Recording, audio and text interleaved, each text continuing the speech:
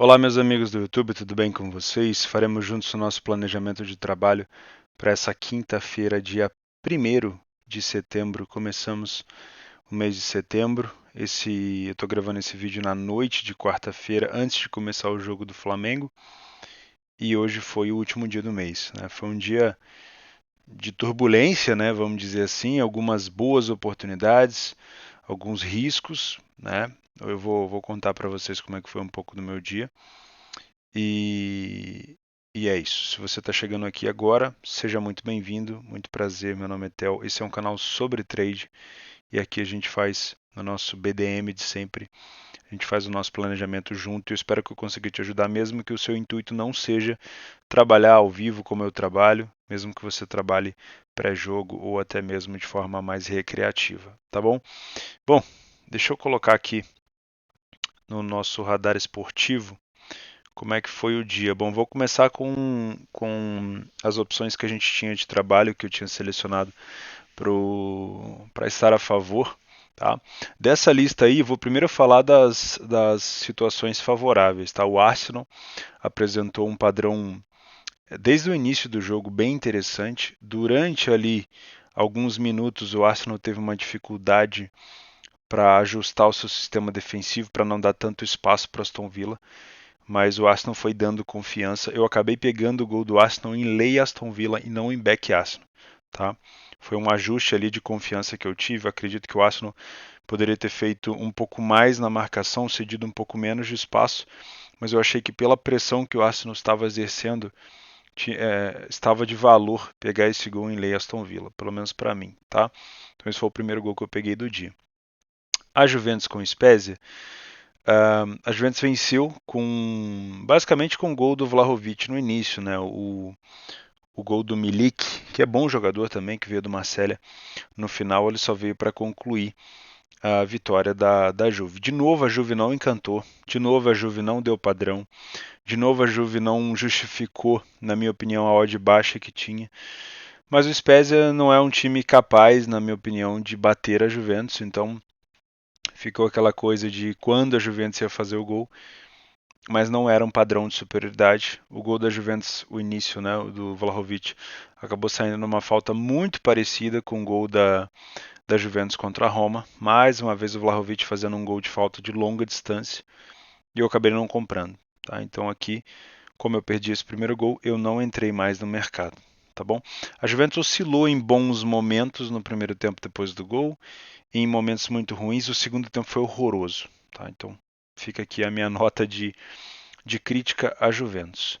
O Napoli, esse aqui tem história, hein? Esse aqui, novamente, o Napoli me colocou numa situação de saia justa. Primeiro, o Napoli não tinha começado bem.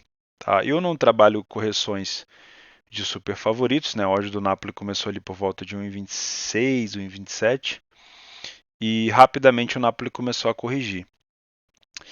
Quando o Napoli, ele demorou um pouquinho a entrar no jogo, quando o Napoli entrou no jogo, houve uma sequência boa de ataque e uma sequência de escanteios. E eu entrei contra o time do Lecce no segundo escanteio do Napoli, né? E a sequência desse escanteio, o Napoli fez um pênalti bobo no jogador do Lecce.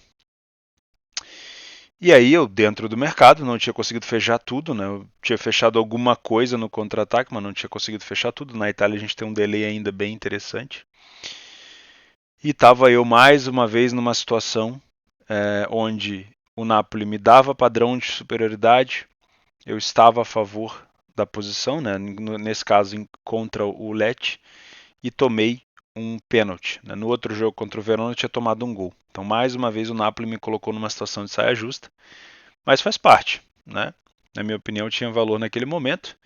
Acabei tomando um pênalti bobo e acontece. Né? Durante vários momentos nesse mês de agosto eu estive a favor de pênaltis onde a pessoa falhou. E dessa vez eu estava contra o pênalti do Lecce, que ele acabou falhando, né? E o que foi curioso? O jogador do Lecce bateu, foi gol, ele bateu no meio do gol, e o juiz mandou voltar porque ele não tinha pitado. Olha, raramente eu vejo esse tipo de coisa, tá? E aí acabou que o rapaz, o atacante, acho que foi o Colombo, atacante do Lecce, não vou esquecer dele. Ele errou o penal na segunda batida. Felizmente, assim que. Olha que engraçado, hein? Assim que abriu o mercado, esperei a odd ajustar, fechei minha posição. Um pouco de prejuízo ali, porque o mercado se assustou, né? E no, no lance seguinte ali, um minuto depois, o Napoli fez o gol. Mas não vou reclamar, por quê? Naquele momento que eu estava contra o Lecce, eu vi valor. O pênalti que o Napoli fez foi muito infantil, foi muito bobo, uma jogada aleatória. E se eu tomasse aquele gol, estaria normal também, eu iria fechar a posição. Como ele falhou o pênalti, eu resolvi esperar para verificar novamente um possível padrão do Napoli fora do mercado. Porque o fator pênalti, ele muda muito, pode mudar muito o fato emocional. O Lete pode ficar mais, ele pode sentir a perda do pênalti, ele pode até se motivar um pouco mais pelo companheiro. O Napoli pode sentir de maneira positiva, negativa. Então eu preferi interpretar o jogo, a nova leitura, de fora do mercado. Então eu falei, vou fechar na minha posição e vou começar a ler o jogo novamente para ver se eu encontrava ali uma superioridade de novo do Napoli. E acabou que o Napoli depois acabou fazendo um gol comigo fora do mercado. Mas tudo bem, melhor não tomar, eu sempre sou a favor disso, melhor não tomar o gol do que pegar, tá?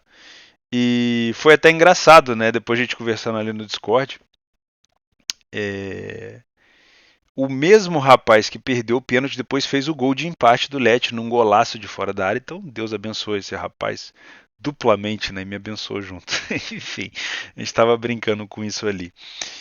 Então, de novo, agora falando sério, tá? Algumas críticas ao Napoli. Eu identifiquei alguns padrões de superioridade do Napoli, mesmo quando ele estava sendo atacado em alguns momentos, tá? Mas de maneira geral, se você colocar todo esse jogo em contexto, o Napoli não jogou bem. O Napoli jogou muito mais quando estava, vamos dizer assim, empatando no finalzinho, depois dos 75 minutos, quando ele sentiu que, com perdão da palavra, a água estava batendo na bunda, do que durante os 75 minutos anteriores, tá? Eu achei também a odd do Napoli muito baixa no final do jogo, mas também não fui mexer ali, porque trabalhar ali esses super favoritos não é minha praia. Então fica aqui essa história do Napoli. E a minha conclusão é, assim como a Juventus, está complicado, viu? O Napoli dá alguns padrões, mas ele se desconcentra muito fácil, ou ele dá uma bobeira ali atrás. Isso não é suficiente para lutar pelo campeonato. O Napoli vai precisar melhorar muito. Mas a minha crítica maior aqui fica para a Juventus e não propriamente para o Napoli, tá? Liverpool e Newcastle. Liverpool virou no finalzinho, no último lance do jogo. Eu pouco trabalhei esse jogo. Como eu comentei com vocês, quando eu estava com dinheiro focado dentro do mercado, eu não consigo focar em vários jogos. Né? Eu consigo assistir vários jogos quando eu estou trabalhando no mercado de gols, mas não quando eu estou trabalhando no match odds. Então, o Liverpool foi o jogo onde eu dei menos atenção. O odd do Liverpool estava bem baixo, o Newcastle era um time muito difícil. Eu não encontrei um padrão tão forte do Liverpool no início, então eu acabei ficando de fora, tá? Então não posso dizer nada sobre esse jogo porque eu não vim trabalhar ele depois. O PSG contra o Toulouse eu também não consegui, foi o mesmo motivo do Liverpool, tá? Eu estava posicionado no mercado, então eu acabei não focando tanto no PSG como eu gostaria. Cheguei a assistir um pouco do PSG no segundo tempo, como perdem gol o PSG. Melhorou muito a parte defensiva, realmente, fica aqui a minha nota de elogio, mas o PSG tem perdido muito gol lá na frente, né? Enfim, acho que dos favoritos eu consegui falar sobre tudo. Eu estive também no jogo do City, né, que não está aqui. O City estava tão bem, que mesmo eu não costumo trabalhar cotações tão esmagadas, tá? Mas dessa vez eu trabalhei a favor do City numa odd ali próximo de 1,11, né? Provavelmente deve ter sido uma das odds mais baixas que eu trabalhei na minha carreira, né? Com um jogo 0-0, mas era uma pressão muito forte. O City realmente não deixou o Forest jogar. É absurdo, né? O jogo 5-0 no segundo tempo, o Forest não encostava na bola. É outro nível de equipe. E eu também trabalhei ali com uma stake mais reduzida na goleada do City, tá? Foi assim, um mercado com alguns gaps, por isso que eu não usei uma grana tão alta, mas foi nítido de ver que o City não ia parar e o Haaland fez mais 3 gols, é impressionante. O Haaland vai explodir de fazer gol nesse nesse campeonato inglês. Tá? Bom, então dos favoritos está aqui. Sampdoria e Lazio. Esse jogo aqui eu não peguei o primeiro gol da Lazio. Provavelmente eu acho que eu cheguei atrasado nesse jogo, já estava 1-0. E o que aconteceu por aqui? Deve estar com um problema na minha internet, tomara que não. Ah, voltou. Eu estive Leia Lazio no final do primeiro tempo. Foi um momento de muita pressão da Sampdoria. Como eu não tinha pego o primeiro gol da Lazio, e a Sampdoria já estava melhor, não fazia muito sentido ficar corrigindo a odd da Samp. Eu me direcionei para o mercado da Lazio, no mercado lateralizado. Eu até consegui buscar um lucro, porque a odd da Lazio começou a subir, porque a Sampdoria estava botando uma pressão muito forte, mas a Samp tem dificuldade de marcar gols, né? Então não foi uma posição muito longa, eu só fiquei ali um pouco do fim do primeiro tempo. No segundo tempo eu trabalhei o over limite aqui, consegui pegar esse gol da Sampdoria, estava um jogo bem corrido. A Samp conseguiu num domínio ali dentro da área, num chute de canhota, fazer o seu gol. Tá? Acho que foi o primeiro lucro que eu tive em gols na Itália esse ano. A Itália tá braba, hein? Tá difícil o campeonato italiano. O jogo do Vasco eu não fiz, né? Tava jantando com a família. Daqui a pouco tem um jogo do Flamengo. Empoli e Verona, olha só. Esse jogo eu perdi uma oportunidade aqui.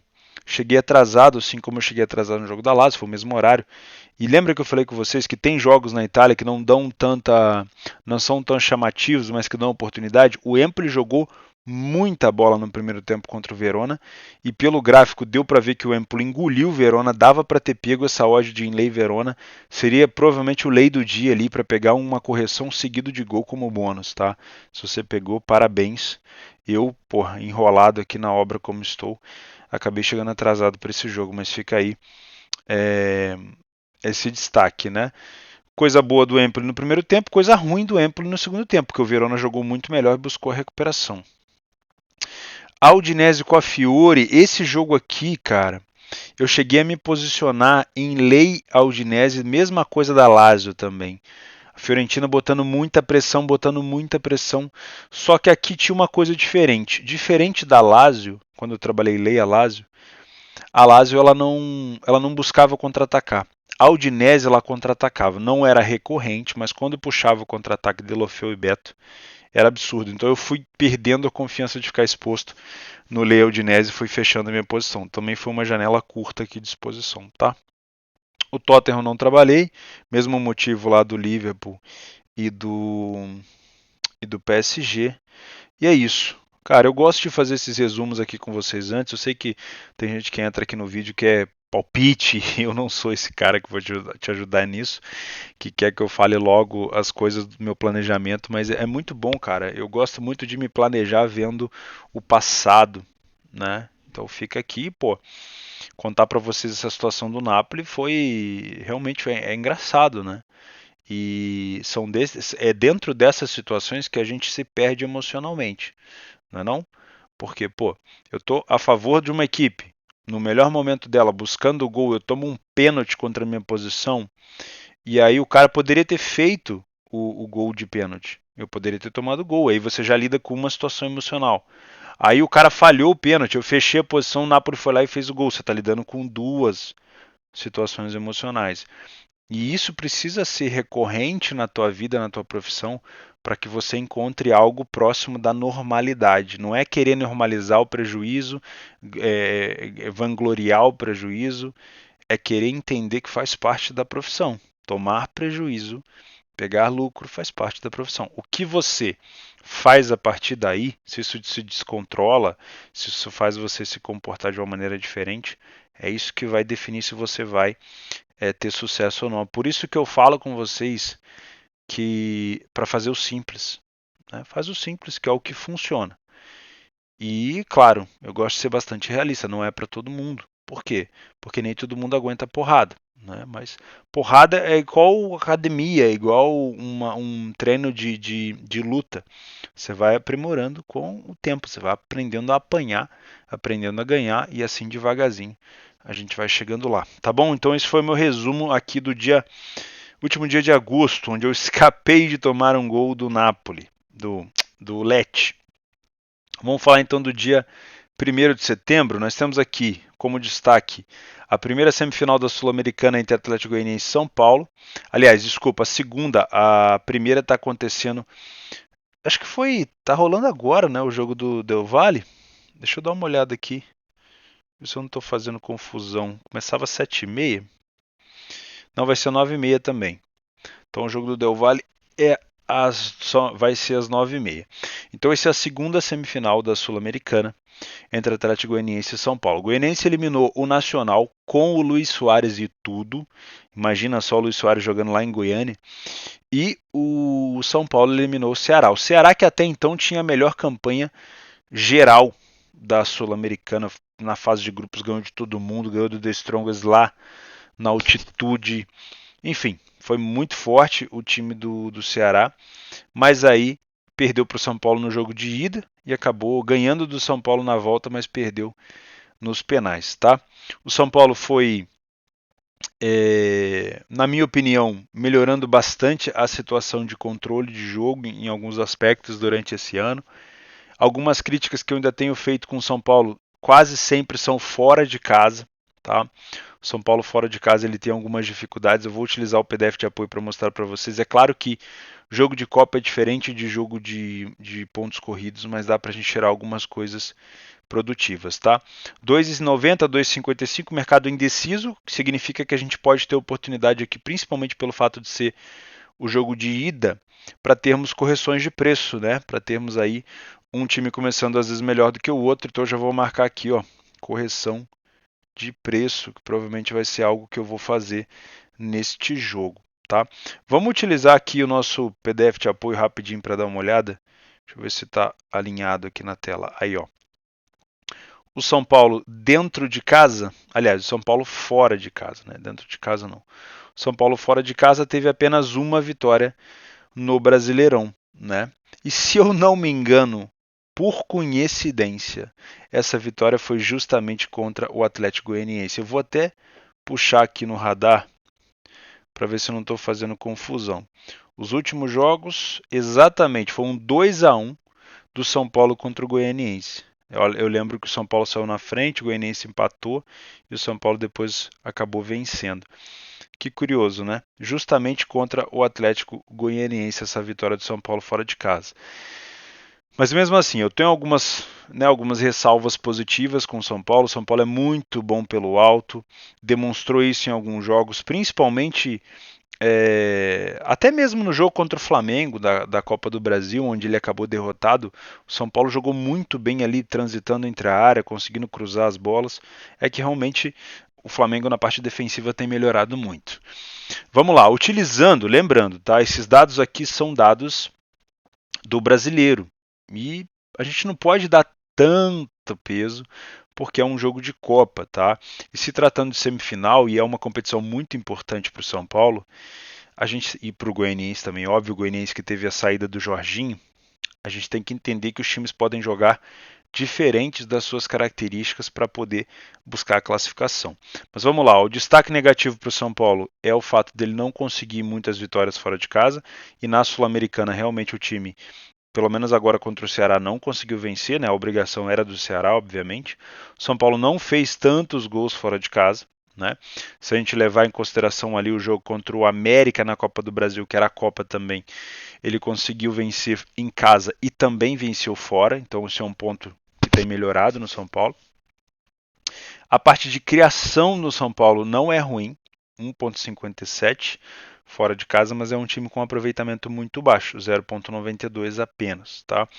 O Goianiense sofre do mesmo problema. Ele tem uma criação elevada para a média, para o padrão das equipes brasileiras, e aqui a gente está usando os dados do Brasileirão, porque são duas equipes brasileiras, né?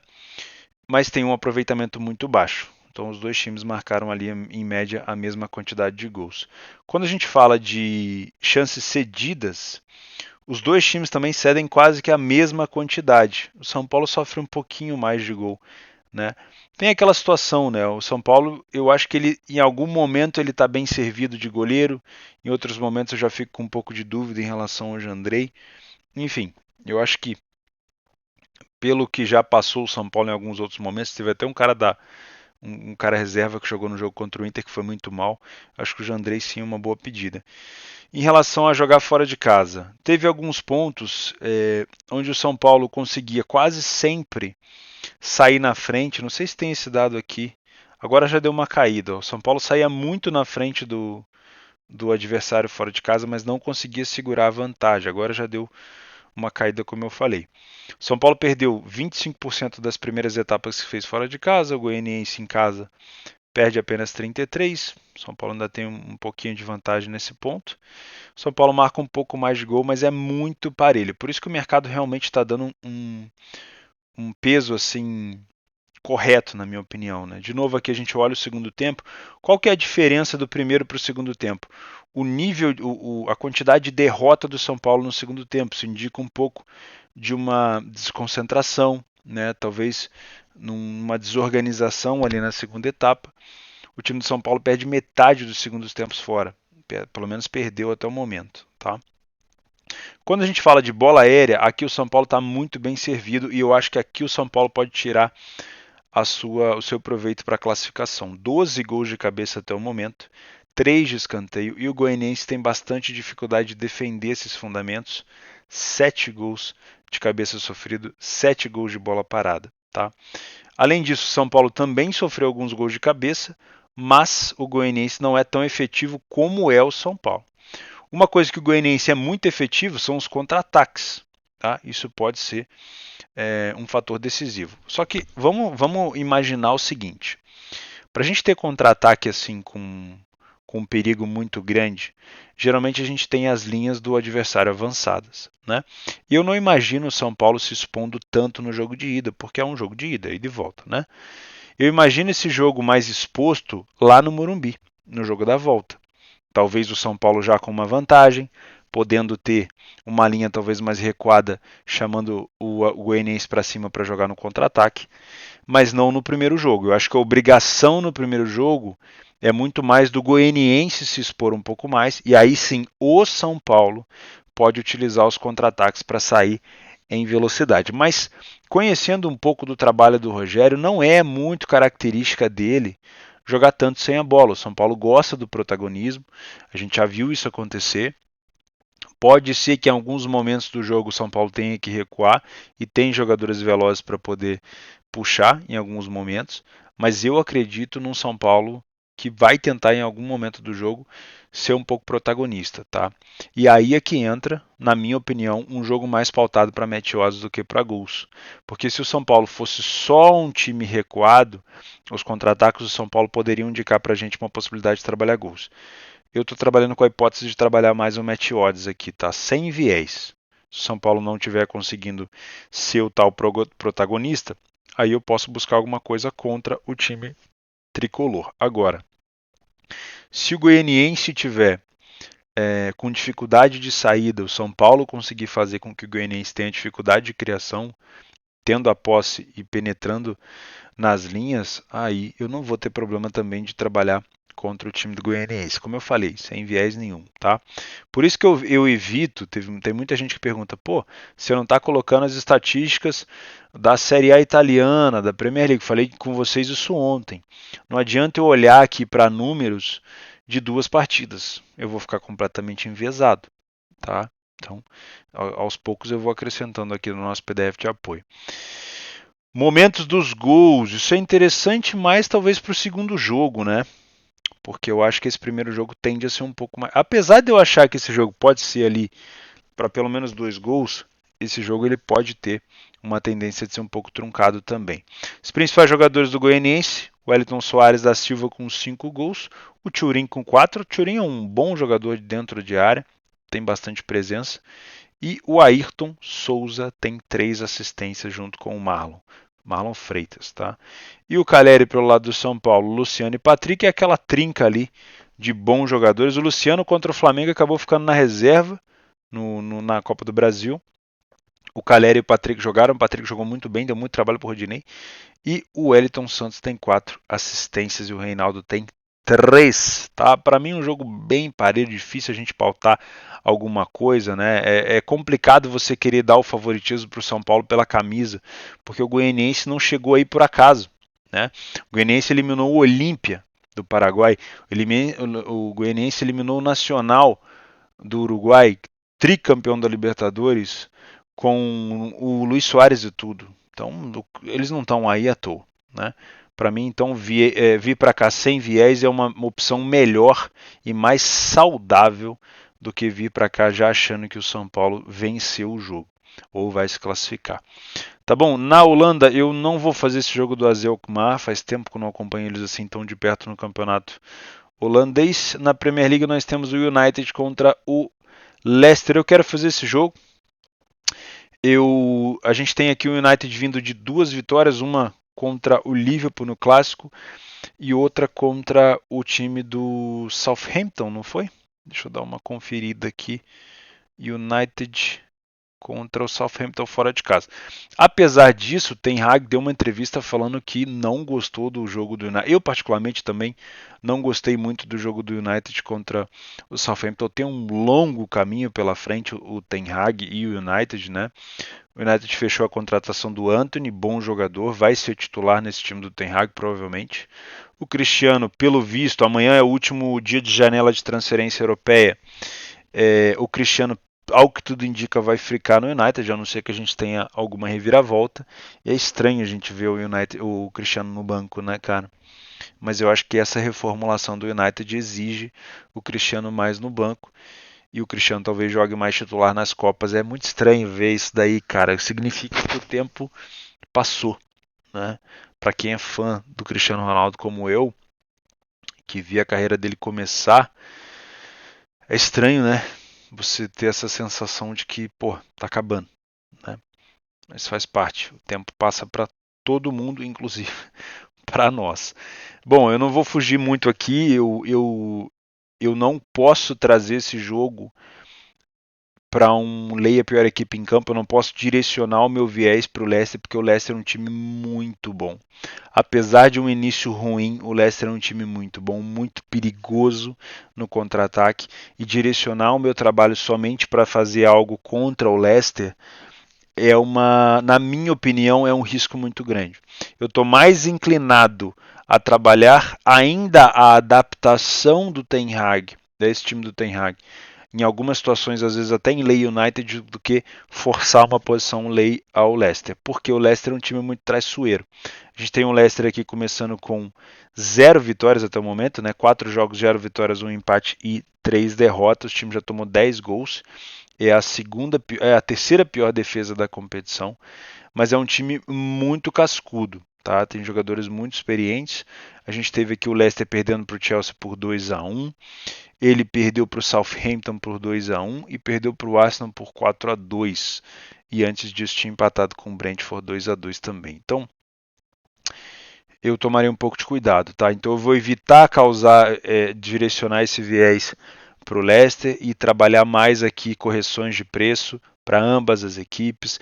É lógico que na Premier League a gente tem um fator delay, né? Então se a gente não tiver um feed, hoje o Arsenal, por exemplo, era um jogo de feed, o City não, o Liverpool não. Então tomar posições aqui de correções de preço, a gente tem que estar com uma leitura muito clara, porque não vai dar para fechar em contra-ataque. Não tem como fechar, bola parada você vai fechar sempre mal, então a gente tem que estar muito bem embasado na leitura de jogo, tá? Então lembrando, os últimos jogos do United, vitória contra o Liverpool, vitória contra o Southampton. Contra o Liverpool jogou muito bem, mas aí óbvio, clássico, os jogadores se superam, né? Contra o Southampton, um gol do Bruno Fernandes ali na entrada da área, um gol bonito, mas o United poderia ter jogado muito mais, tá? Na Série A italiana a gente tem a Atalanta e Torino. A Atalanta vem de 2 vitórias que eu tenho assistido, né?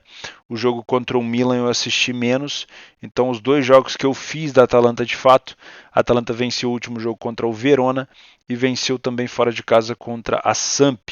A Atalanta volta então em casa para pegar o Torino. O Torino não é um adversário bobo. O Torino também venceu as 2 partidas fora de casa, e o Torino joga essa terceira partida fora e empatou contra a Lazio em casa. Uma campanha muito boa no início dos 2 times, tá?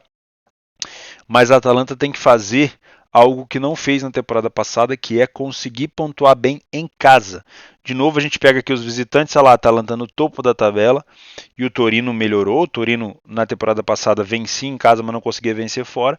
Agora o Torino tem melhorado isso, pelo menos nesse início. Já a Atalanta, a gente vai procurar a Atalanta aqui em casa, olha lá, ó.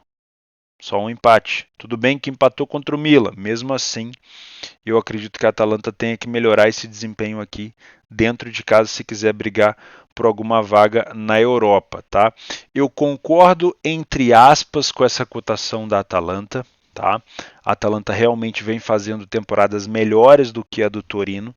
O Torino ainda é um time que precisa de algumas peças. Perdeu agora o Belotti para Roma, mas já vinha jogando um pouco mais na reserva, tá? É um time que vai ficar ali provavelmente no meio da tabela de novo, não briga, na minha opinião, por vaga na Europa, mas foi um início muito promissor. Por esse início promissor, por essa boa, por esse bom início de Série A, talvez essa odd da Atalanta poderia estar um pouco mais alta, tá? Não vem me dando oportunidade de trabalhar em back a Atalanta. Então, qualquer coisa que eu trabalhe nesse jogo aqui teria que ser direcionada para o Torino, em lei a pior equipe no Torino. Mas é uma situação, como eu falei, difícil. Tá? Eu estou me mexendo aqui porque o computador está no meu colo. É mais complicado você trabalhar contra o Torino, uma equipe tão que começou tão bem o campeonato e que eu fiz boas anotações, tá? Então eu estou um pouco enviesado a não trabalhar esse jogo, porque eu não costumo trabalhar contra o favorito, contra a Atalanta, no caso. Mas enfim, eu vou deixar essa opção aqui de ler a pior equipe em campo, caso o Torino me mostre alguma grande dificuldade que me faça trabalhar contra ele, tá? As últimas vitórias do Torino foram contra a Cremonese, num jogo onde o Torino se expôs bastante. Então, talvez a gente abra precedente para trabalhar gols aqui. E a penúltima vitória do Torino foi contra o Monza, mesma coisa, 2-1, tá? Então, duas vitórias fora de casa do Torino. Bolonha e Salernitana é aquele jogo italiano que eu falei com vocês ontem. Pô, ninguém liga, ninguém dá atenção, todo mundo marca para fazer outra coisa, o horário livre, é descanso e tudo mais. Mas são nesses jogos que geralmente costumam estar as grandes oportunidades. Por quê? Porque no italiano, nesses super times, a gente tem a odd sempre esmagada, seja no match odds, e aí obviamente se a gente tem um super time no match odds, a gente tem também odds muito esmagadas no mercado de gols. Então, é bom trabalhar esse tipo de jogo aqui. Claro que eu queria a odd do Bolonha um pouco mais alto, mas a gente tem que lembrar que a Salernitana perdeu para Roma no jogo de estreia. Depois, se eu não me engano, empatou com a Udinese fora de casa. Aqui dá para a gente dar o mérito para a Salernitana, porque é um time que vai novamente, na minha opinião, brigar para não cair. Mas se a gente der um zoom nesse jogo, a Salernitana jogou mais de um tempo e alguma coisa com homem a mais e não conseguiu vencer. Tá? Então tem os seus alentos.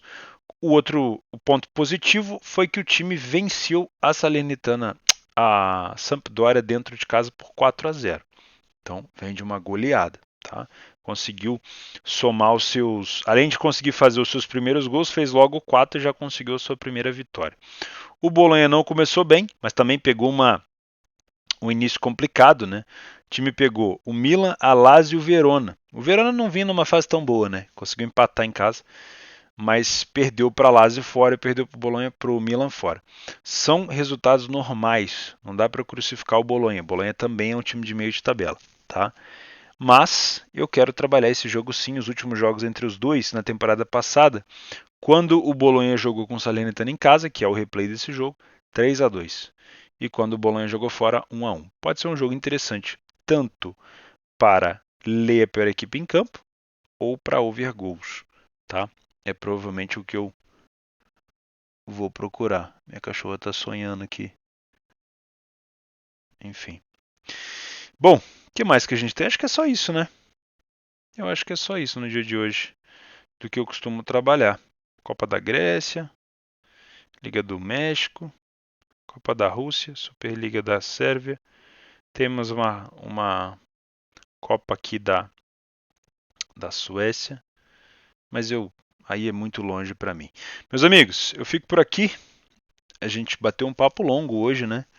falando um pouco de ontem, mas enfim, é bom que dá um resumo aí desse mês de agosto, que foi bem interessante. Seguimos com a Série A bem abaixo da expectativa, relacionando à temporada passada. Ainda não entrou no prumo, ainda não enche os olhos, ainda não dá tanta oportunidade nem para match odds nem para gols, né? Por enquanto, a Alemanha tem sido muito melhor e até mesmo a Premier League tem sido mais interessante do que a própria Série A italiana, pelo menos para mim, tá bom? Como sempre, faz o simples, não inventa moda. Um excelente mês de setembro para você, para nós, né? E é sempre um prazer. Um abração.